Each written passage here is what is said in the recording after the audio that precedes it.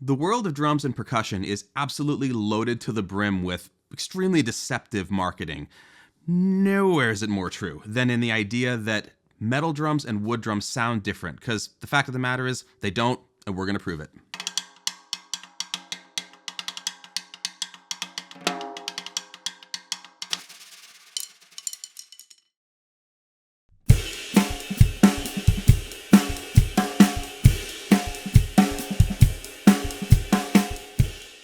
Now, obviously, metal drums and wood drums have differences. They're made of different materials. They might have other variables that could be different between one or the other. But the real question here is, can you hear the difference? Can you identify the difference? Is the difference enough for it to even be a subject that matters to us? Today, we're going to be using this 5.5 by 14-inch pearl maple snare drum. It's in most of our videos and sounds great all the time. And for our metal drum, we're going to be using this awesome vintage Acrolite that also is featured in an awful lot of our videos. It's 5 by 14. Today's episode is brought to you by our good friend Brandon Graves, a veteran teacher and player of over 35 years and the internet's drum dad.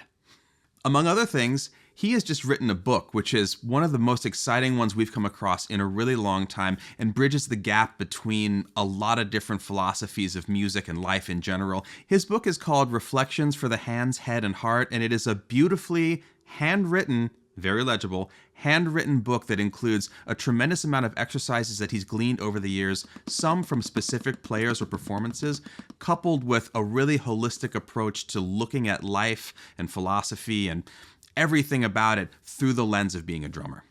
The philosophies and exercises in this book are born from a lifetime of practice and also being a big devourer of all sorts of different kinds of music. And if you're curious to find something that's going to be a combination of both musical inspiration and also holistic inspiration for you, the person, this is a beautiful place to look.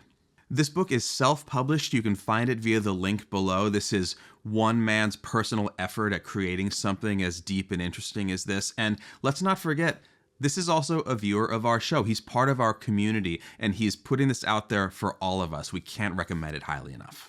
All right, let's dive in. Make sure you have some headphones and are in a good environment for listening. We're going to start off with a back-to-back comparison of single hits.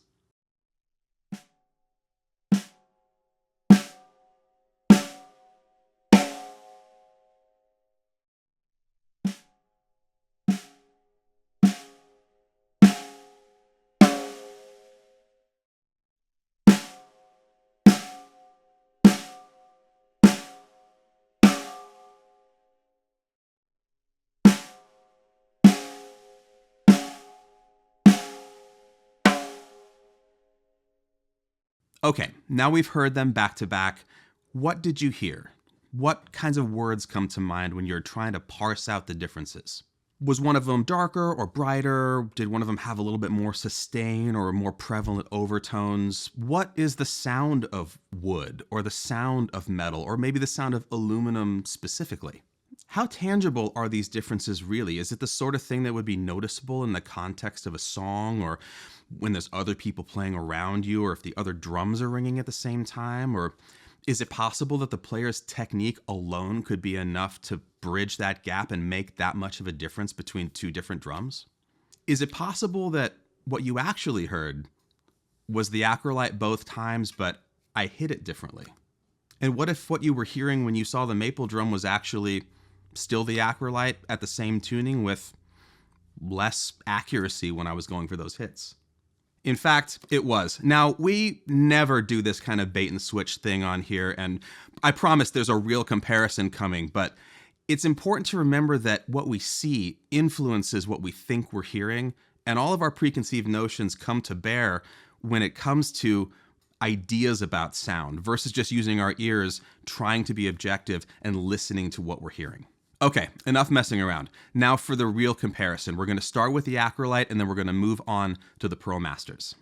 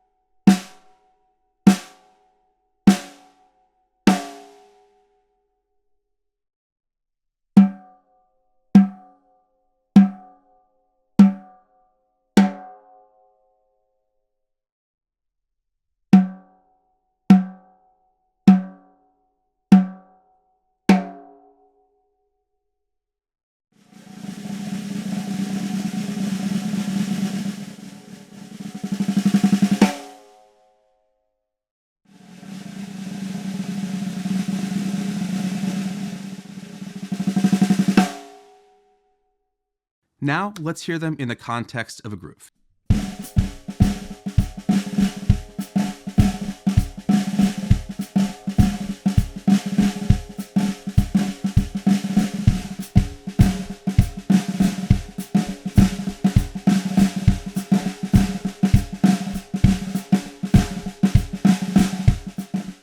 We spent a fair amount of time getting these sounds today. We dove into the correct head choices and the hoop choices and what wires are on there and meticulous, well, no, none of that's true. We spent about 5 minutes roughly trying to match how the drums sounded. And incidentally, we didn't use any tools for this. We just used a drum key in our ears. It really did take about 5 minutes, and we actually didn't even replace anything on either of the drums. It's the same heads that were already on them. They're not new. And it's the same wires that were on them, which aren't the same either. In fact, beyond being wood and metal, there's a lot more differences between these two drums. They don't have the same lug count. They don't have the same kind of hoops. They don't have the same bearing edges. They have completely different snare beds. They don't have the same number of wires on the wire sets that are on them right now. In fact, just about every single thing we could think of is different between these two drums, except for the diameter. They're both 14s, but other than that, completely different. Before anybody gets even more upset than they already are, we are not saying that drums themselves aren't special, that they're not different, that they don't excel at different things from one to the next, or that the drum that your favorite drummer plays isn't fantastic. What we're saying here is that the human variable of the player is the biggest variable in this race, and the idea that it needs to be a certain kind of drum because that drum sounds like this is nonsense. Drums don't have a sound. We as players, with our tuning choices, with our head choices, with our stick choices, and our complete approach to hitting the drum, make the sound. The drum is completely inert until we decide what it sounds like.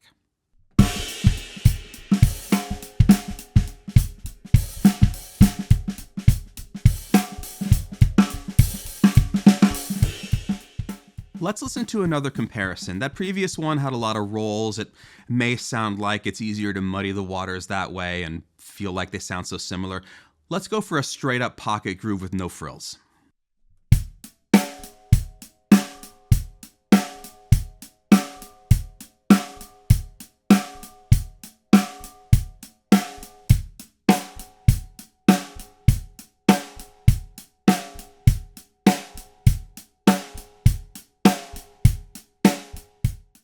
Hopefully, it's starting to become clear at this point that my approach to the drum has as much, if not more, of an effect on the sound than any other variable that's going on with that instrument. In fact, I can choose to make it sound different depending on how I hit it, far more than I would concern myself with swapping that drum out if it wasn't doing exactly what I was looking for. For anyone watching right now who feels that they can definitely hear a difference, we're here to tell you that the fact that you can see which drum I'm hitting at a given time is informing you just as much as what your ears are hearing. There's no way to separate these two senses when you're experiencing a piece of video that includes audio. It's absolutely impossible.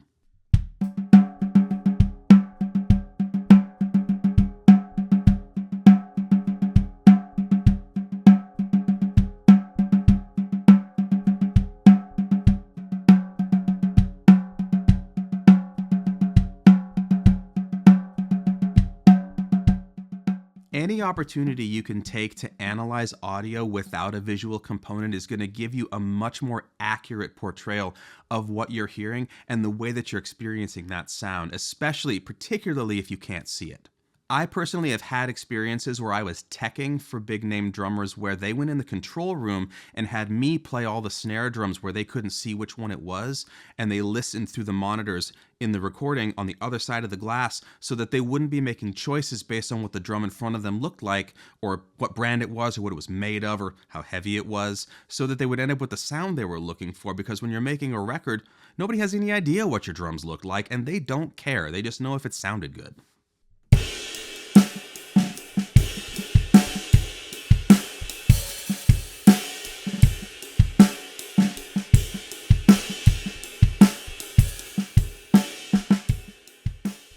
If it's still driving you crazy that you feel like no matter what the circumstance, you would be able to tell that these were two different drums, I still do invite you to consider the possibility that if we're really talking about metal drums and wood drums sounding different in a way that's tangible, I highly doubt that you could tell in a vacuum without seeing which one is wood and which one is metal just based on the audio. As we're moving through these experiments today, it's starting to become clear that this is less about metal versus wood, what's better or how similar they sound, and more about the idea that it's really common now in this world where we can have so much gear to relinquish control and responsibility of the sound we make to that gear and completely absolve ourselves of having anything to do with the sound that we're making. We get comments all the time on videos that feature the Acrolite as just the drum that we're using. It's not even really about that drum that day, where the commenter says, "Oh, I gotta get an Acrolite," as if that sound is because it's the Acrolite. Or other videos where we have a superphonic here and someone will comment, "Oh, it's impossible to make a superphonic sound bad." None of that's true. These sounds are sounds that we made because we're using our ears, and we have gone through a significant amount of ear training in our lives to be able to generate these sounds out of the appropriate instruments, which is not to say, as we showed today, that I couldn't get that Acrolite sound out of this wood drum where, again, every variable is different.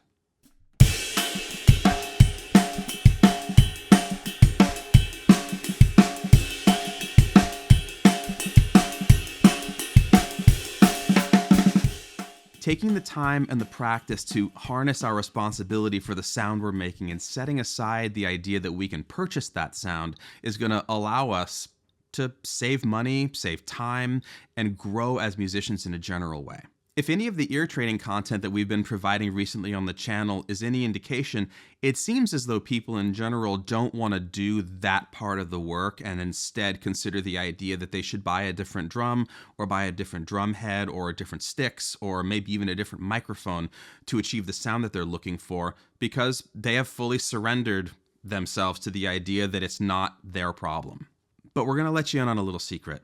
If you think you can tell the difference between these two drums in any meaningful way, but at the same time you're struggling to get a sound out of the drum that you have at home that makes you happy, please set down the catalog, set down all of your shopping, and work on your ear training, because that's where the sound is. Take it back, own it, and consider the idea that your sound is your sound and it has nothing to do with any part of your gear. All of this comes down to shortening the distance between expectation and reality so that we don't get caught up in all of these variables that, while they matter, they are not the barriers that we think they are. The real barrier is us, and making sure that we take responsibility for our sound, our ear training, and everything else about the drums that we already have. Thanks again so much to Brandon for sponsoring today's episode and for his book, Reflections for the Hands, Head, and Heart. If you're interested, follow the link below to get a copy for yourself, and also make sure you follow him on Instagram. He's got a lot of great content on there and is just a wonderful part of our community.